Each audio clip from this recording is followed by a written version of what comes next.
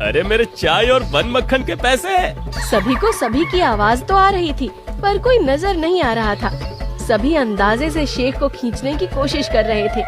तभी उन्हें एक जोर की टक्कर की आवाज आई, जैसे कोई एक्सीडेंट हुआ हो। फिर उन्हें जोर से साइंटिस्ट पगला के चिल्लाने की आवाज आई। अयो मर गया जी, ये तो मैं अपने ही जाल में फंस गया जी, कोई तो निकालो।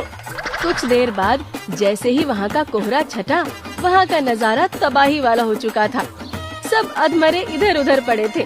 शेख रस्सी से बंधा था और साइंटिस्ट पगला ने एक बड़ी सी टेम्पो से झोलामल चाचा की चाय की दुकान उड़ा दी थी, जिसे देखकर झोलामल चाचा बौखला गए और पगला का गला दबाते हुए बोले, अरे अकल के अंधे सूरदास के तोते, क्या किया तूने, मेरा ठेला उड़ा दिया है। आयो गला छोड़ो जी, सब बताता। तुम लोगों को जगाता देख मैंने सोचा क्यों न आर्टिफिशियल कोहरे का धुआं करके इस शेख को किडनैप कर लूं और प्रोजेक्ट पगला के लिए पैसे ऐड लूं, पर प्लान उल्टा हो गया जी।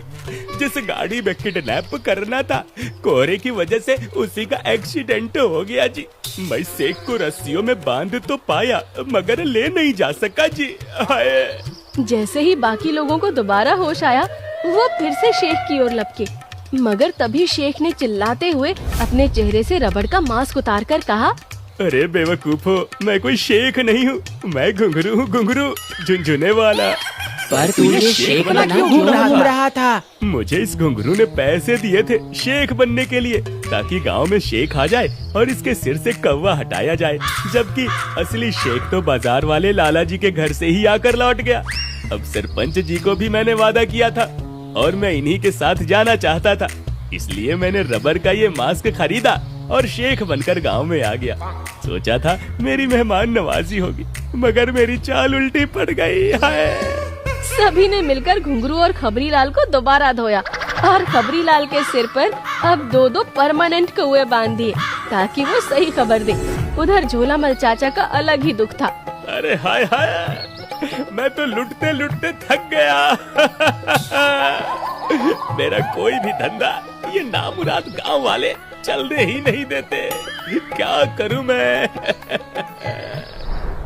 दुखी मत होइए सेठ जी, फिलहाल तो ये ठेले का भुर्ता लेकर यहाँ से चलते हैं और अब की कुछ ऐसा प्लान करते हैं ये गांव वाले टांग ही ना अड़ा पाए। हाँ। एक बार फिर एक दूसरे की टांग खिंचाई की वजह से मीनापुर का भला होते होते रह गया। सभी अपनी अपनी भूली बिसरी यादों के साथ वहाँ से निकल लिए।